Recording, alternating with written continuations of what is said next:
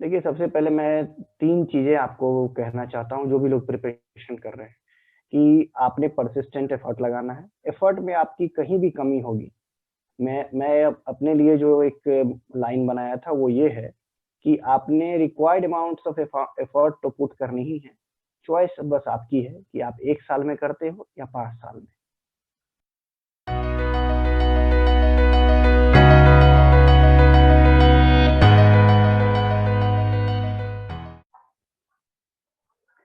Hello everyone, my self अमन राज। आज मैं इस चैनल पे आप लोगों को एक ऐसे पर्सन से मिलवाने वाला हूं जिन्होंने मल्टीपल एग्जामिनेशंस को क्रैक किया है और ये उनका जो जर्नी है काफी इंस्पिरेशनल है। तो मैं पहले आप लोगों को उनसे इंट्रोड्यूस करवाना चाहूंगा। हेलो अभिषेक सर, पहले आप हमारे कुछ व्यूअर्स को अपने बारे में बताएंगे। हेलो व्यूअर्स, हेलो अमन। मेरा नाम अभिषेक कुमार है, जैसा कि आप लोग अमन ने बताया। मैं 2017 बैच का पास आउट हूँ। बीपीएससी एई की परीक्षा में मैं अच्छे रैंक के साथ सिलेक्ट हुआ हूँ। अभी मैं जल संसाधन विभाग बिहार सरकार में एसडीओ के पद पे कार्यरत हूँ। सर, आप अपना एजुकेशनल बैकग्राउंड के बारे में कुछ शेयर करना चाहेंगे कि आपका जो बेसिक एजुकेशन था वो किस तरह से था, आपने किस इंजीनियरिंग कॉलेज से पास किया है और कैसे आपने प्रिपरेशन किया है डिफरेंट एग्जामिनेशन के लिए। मैं मैं सबसे पहले 10th की जो मैट्रिकुलेशन एग्जामिनेशन है, वो मैंने बिहार के ही एक सीबीएसई बोर्ड के थ्रू एक स्कूल में पास किया है। मैंने 12th डीपीएस बोकारो से किया है। उसके बाद मैं बिहार के एक local engineering college, government engineering college से बीटेक की अपनी डिग्री पूरी की है। मैं 2017 के सितंबर का पास आउट हूँ। Great great. सर, आपके बीटेक के पास करने के बाद आपकी जर्नी कैसी रही, कैसे आपको किस चीजों ने मोटिवेट किया कि आपको बीपीएससी एई के लिए प्रिपरेशन करना है या गेट ईएससी के लिए आपको प्रिपरेशन करना है, तो आप कैसे मोटिवेट हुए इन सभी एग्जामिनेशन को प्रिपरेशन करने के लिए। शुरू से मेरा एक व्यू पॉइंट रहा है कि मेरी इंक्लाइनेशन गवर्नमेंट जॉब की तरफ रही है। मुझे प्राइवेट जॉब ग्रेट। किसी भी शर्त पे मंजूर नहीं थी। तो मैं अपनी इसी में इसी व्यू पॉइंट के साथ लगा रहा कि मुझे गेट और इंजीनियरिंग सर्विस की प्रिपरेशन करनी है। मैं इंजीनियरिंग सर्विस की तरफ ज़्यादा फैसिनेटेड था। तो मैं उसमें जो मेन सब्जेक्ट्स है मैकेनिकल इंजीनियरिंग, उसकी भी डेप्थ में मैंने बेसिक बुक्स की स्टडी की। उसके साथ मैंने एक कोचिंग भी ज्वाइन की दिल्ली में, मेडिजी।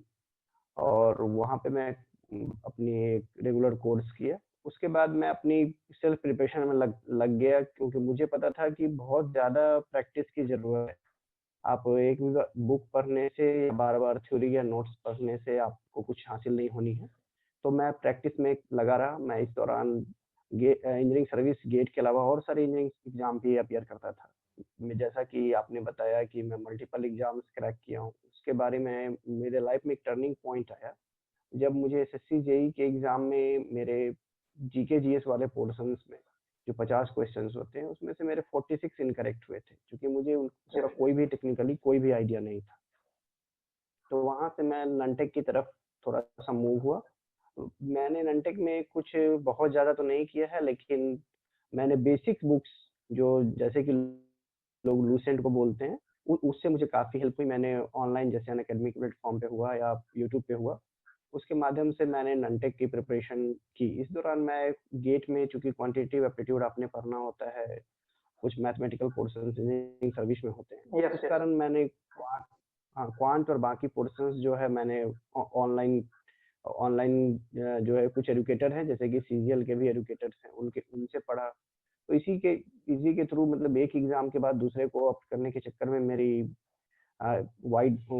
पढ़ाई की डेप्थ थोड़ी बढ़ती गई और स्प्रेड होता गया, और जो रिजल्ट मल्टीपल एग्जाम्स आपके सामने सर, हैं। मैं आपसे ये जानना चाहूंगा कि आपने 2017 में इंजीनियरिंग से पास आउट किया है, अपना इंजीनियरिंग कंप्लीट किया है, तो मैं आपसे ये जानना चाहूंगा कि आपने 2017 में भी गेट के लिए अपियर किया होगा, गेट के लिए आपने 2018 में भी अपियर किया होगा, तो जो आपके रैंक आए थे, तो आप कैसे अपने फेल्योर को ओवरकम कर पा रहे थे, क्योंकि अभी जो भी बच्चे प्रिपरेशन करते हैं, अगर उन्हें 1-2 बार फेल हो जाते हैं किसी भी एग्जामिनेशन में, तो वो होप खो देते हैं कि कुछ अच्छा हो सकता है या नहीं हो सकता है। तो आप उन सारे स्टूडेंट्स को क्या बताना चाहेंगे? देखिए, जो मुझे जो अपने कम मार्क्स आने पे जो मेरे 58-59 मार्क्स, जैसा कि मुझे याद है 2017 में आए थे, तो उससे मुझे ये रियलाइज़ हुआ कि मेरी प्रैक्टिस में अभाव थी। जब आपको आपकी मतलब कि कोई भी कंपटीशन पास करने के लिए आपने एक मिनिमम आपने एक एफर्ट लगाने होते हैं। अब यही होती है कि आपने उसको मैक्सिमाइज़ कैसे किया है। आपके पास 2 चॉइस होते हैं, या तो आप 1 साल में अपना मैक्सिमम एफर्ट लगा करके सिलेक्शन ले सकते हैं। अगर नहीं होती है तो आपको थोड़ा-सा ड्यूरेशन 2 साल 3 साल लगते हैं। जब आप की प्रिपरेशन एक प्रॉपर लेवल पे रीच करती है, तो वहाँ से आपको सक्सेस मिलती है। तो आपने परसिस्टेंट एफर्ट करना होता है, आपने थोड़ा-सा परसिवियरेंस रखना होता है, और सेल्फ बिलीफ तो बहुत या इम्पोर्टेंट है। आपके पास अगर होगी, तभी आप कुछ कर सकते हो। तो आपको एफर्ट करते रहना है। अगर मेरा ये पर्सनल बिलीफ है कि अगर आप कंटिन्यूअस एफर्ट करते रहेंगे, तो सक्सेस आपको मिलेगी, और मल्टीपल सक्सेस मिलेगी। सिर्फ एक नहीं, मैं मल्टीपल सिलेक्शंस होंगे आपके। सर, जैसा कि मैं आपके बारे में जानता हूँ, आपने एसएससी सीजीएल वो भी क्रैक किया है, सीआईएल हो गया, और भी जो भी डिफरेंट एग्जामिनेशंस हैं, उसको भी आपने क्रैक किया है। तो आप कैसे एक बैलेंस बना पाए थे टेक्निकल पोर्शंस और नॉन टेक्निकल पोर्शंस? क्योंकि दोनों डिफरेंट होता है। टेक्निकल, मैंने अभी तक बहुत सारे स्टूडेंट्स को देखा है जिनका टेक्निकल काफी वीक होता है, लेकिन नॉन टेक पोर्शंस काफी स्ट्रांग होता है। या ऐसे भी स्टूडेंट्स हैं जिनका टेक्निकल काफी अच्छा है, नॉन टेक उन्हें कुछ नहीं आता है। तो आपने इस चीजों को बैलेंस कैसे किया था दोनों के बीच? देखिए, ड्यूरेशंस ऑफ स्टडी मतलब कितना आवर्स आप स्टडी करते हैं, ये पर्सन टू पर्सन वैरी करता है। मैं सबसे पहले तो सबों को कहना चाहूँगा कि मैं अपना एक्सपीरियंस बता रहा हूँ, आपने इसको अपनी तरह से आपने यूटिलाइज़ करना है। मेरे केस में क्या था कि मैं लंबे आवर्स तक बैठा करता था पढ़ाई को। जैसे मैं लाइब्रेरी में पढ़ता था दिल्ली में, तो मैं सुबह 9 से रात के 9 बजे तक मैं अपना लाइब्रेरी में सिर्फ़ 1 घंटे मैं जैसे कि खाने में इस मतलब अपना स्पेंड करता था। इसके अलावा मैं लंबे ड्यूरेशंस तक लाइब्रेरी में बैठा करता था। तो अगर आप मेरी जर्नी देखोगे, तो आप 11-12 घंटे लाइब्रेरी में बैठ रहे हो, तो आपके लिए हर कुछ आसान हो जाता है।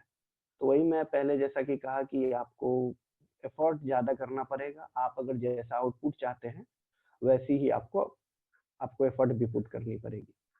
तो आप अगर लंबे ड्यूरेशंस तक तैयारी करेंगे, प्रॉपर सेट ऑफ अपने रूल्स और रेगुलेशंस आप फॉलो करेंगे। जैसे कि आपने दिन में अगर कोई भी 3 से 4 काम अगर आप डेली रेगुलर बेसिस पे प्रॉपर टाइम पे कर रहे हो, तो ऑटोमेटिक आपका पूरा शेड्यूल एक फिक्स हो जाता है, और उस पे आप अगर लगातार लगे रहेंगे, तो आप अच्छा करेंगे।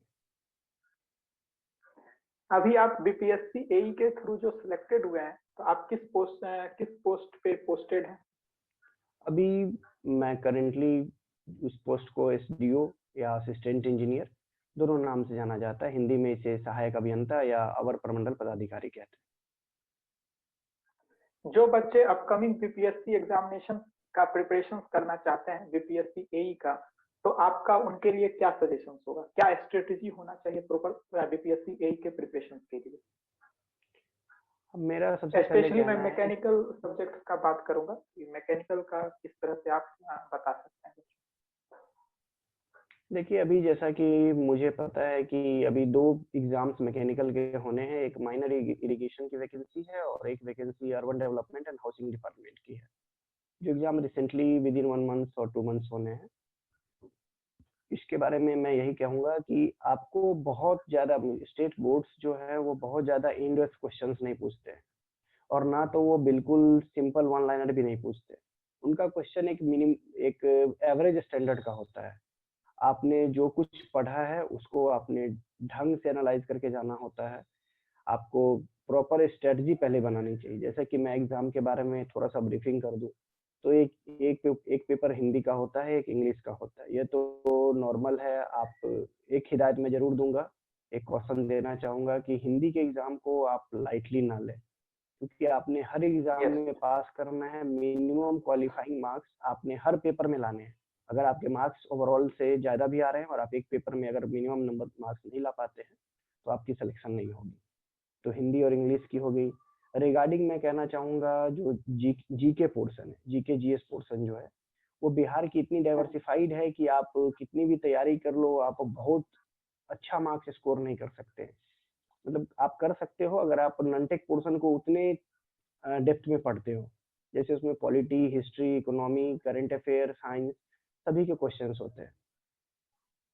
और उसके 100 मार्क्स के एग्जाम होते हैं, तो आपको अगर उसमें 60-65 मार्क्स अगर आपने स्कोर कर रहे हैं तो वो एक डिसेंट स्कोर माना जाएगा। उसके बाद आती है जनरल इंजीनियरिंग। बहुत सारे लोग मुझे मतलब फेसबुक पे भी पूछ चुके हैं कि जनरल इंजीनियरिंग हाँ, की मतलब काफी बच्चे कंफ्यूज्ड रहते हैं जनरल इंजीनियरिंग का प्रिपरेशन कैसे करें, तो उनके बारे में भी आप थोड़ा सा यहाँ पे अगर बताना चाहते हैं तो बिल्कुल बता सकते हैं। जनरल इंजीनियरिंग जो सब्जेक्ट है, पहले इसको लोग मतलब कि सिविल, मैकेनिकल और इलेक्ट्रिकल कंबाइंड समझ के इसको बहुत भारी बना देते हैं। मतलब आपके मन में आपने एक थॉट पाल रखी है कि ये सबसे डिफिकल्ट पार्ट यही है, लेकिन मैं आपको कन्विंस करना चाहता हूँ ये सबसे easiest of the easiest part है। इसमें कहीं भी कुछ नहीं है। आपने सिलेबस को पार्ट में अलग अलग करके देखना है। मैकेनिकल इंजीनियरिंग की जो इसमें पेपर्स हैं वो तो आप ऑलरेडी पढ़ ही रहे हैं अगर आप मैकेनिकल के स्टूडेंट हैं। सिविल के तीन तीन पेपर हैं, जैसे कि सर्वेइंग, बिल्डिंग मटेरियल्स और इन्वायरमेंट, तीन पेपर है। इसके लिए आप गुप्ता एंड गुप्ता की एक बुक है, उसको उसमें से आप अगर ट्राई करें तो आप क्वेश्चन, ऑब्जेक्टिव क्वेश्चन ट्राई कर सकते हैं। अगर मेरे मेरे बारे में पूछेंगे तो मैंने मेडिजी की या एस एकेडमी की जो भी कोचिंग की नोट्स थी, मैंने उसको थॉरोली पढ़ा था। उतनी इन डेप्थ की भी जरूरत नहीं थी। आपने टेक्निकल पार्ट्स जो है उसको ढंग से कवर करने होते हैं। जैसे आपने थ्योडोलाइट के बारे में जानना होता है, आपने रेंजिंग के बारे में जानना होता है, आपने टेकोमीटर के बारे में जानना होता है, आपने बहुत सारे बेसिक्स को आपको सही करने होते हैं। इलेक्ट्रिकल की जहाँ तक बात है, इलेक्ट्रिकल इंजीनियरिंग की पोर्शन वो काफ़ी डाइवर्सिफाइड है। आप कितने भी एफर्ट लगा लें, मैं आपको चैलेंज नहीं करना चाहता हूँ, लेकिन कितनी भी आप एफर्ट्स कर लें, आप उसमें बहुत अच्छा स्कोर नहीं कर पाएँगे। जैसा कि मैं अपने फ्रेंड सर्किल में मिला, सब लोगों से डिस्कशन हुई, उससे मुझे पता चला कि जो भी लोग इलेक्ट्रिकल पे ज़्यादा फोकस किए थे, उनके बहुत ज़्यादा बेनिफिट नहीं हुई उससे। तो आप अपना मैकेनिकल पोर्शन ठीक करें, सिविल के पोर्शन कोई भी किसी भी कोचिंग की नोट्स या मटेरियल ले लें, उससे आप जो टॉपिक्स दिए हुए हैं, उसको आप कवर कर लें और क्वेश्चंस आप लगाएँ। यही स्ट्रेटजी आपके लिए बेस्ट होगी। ग्रेट। सर, मैं ये भी जानना चाहूंगा आपसे कि जो भी बच्चे अभी अपकमिंग इंटरव्यू के लिए अपियर कर रहे हैं, जो सिविल का भी रिजल्ट आया है तो उसके इंटरव्यू के लिए जो अपियर कर रहे हैं या जिनका भी फ्यूचर में सिलेक्शन होगा बीपीएससी एई में, तो इंटरव्यू में किस टाइप्स के क्वेश्चंस पूछे जाते हैं, उन्हें क्या सब प्रिपरेशन करके जाना चाहिए, तो इसके बारे में आपका क्या कहना है? देखिए, सबसे पहले मैं कुछ बेसिक चीज़ें क्लियर कर देना चाहता हूँ इंटरव्यू के बारे में। सबसे पहली चीज़ है कि ये एक टेक्निकल पोस्ट का इंटरव्यू है। आप नॉन टेक्निकल क्वेश्चंस को ज़्यादा प्रिपेयर करने में अपना समय बिल्कुल बर्बाद ना करें। ये टेक्निकल इंटरव्यू है। यहाँ पे एक और एडिशनल इन्फॉर्मेशन है कि आपकी कोई भी पर्सनल डिटेल वहाँ के इंटरव्यू पैनल के पास नहीं होती है। आपको एक कोड नंबर दिया जाता है, आपको सिर्फ उस कोड नंबर पे मार्किंग होती है। वो कोड नंबर ऐसा होता है A56156O, इस तरह की कोई नंबर आपको दी जाती है। तो आपने पर्सनल क्वेश्चंस, जैसे लोग इंट्रो की प्रिपरेशन करते हैं, आपने इंट्रोडक्शन की प्रिपरेशन नहीं करनी है, वो बिल्कुल आपसे नहीं पूछी जाएगी। एक पैनल में हमारे इंटरव्यू के समय 2 पैनल थे। एक पैनल में किसी लोगों से इंटरव्यूअर्स ने ये पूछ लिया था आप कहाँ से पास आउट हैं। तो ये बेसिक चीज़ है। एक बहुत इंपॉर्टेंट क्वेश्चन जो कॉमन है वो अभी ये है कि आप, चूँकि 2017 की ये वैकेंसी है, तो जो भी लोग होंगे वो तो या 2017 पास आउट होंगे या उससे पहले के होंगे। तो उनसे ये क्वेश्चन कॉमन है कि आप इस ड्यूरेशन में 2017 टू 2020 क्या कर रहे थे, या जब भी के भी आप पास आउट हुए तब से अभी तक आप क्या कर रहे थे।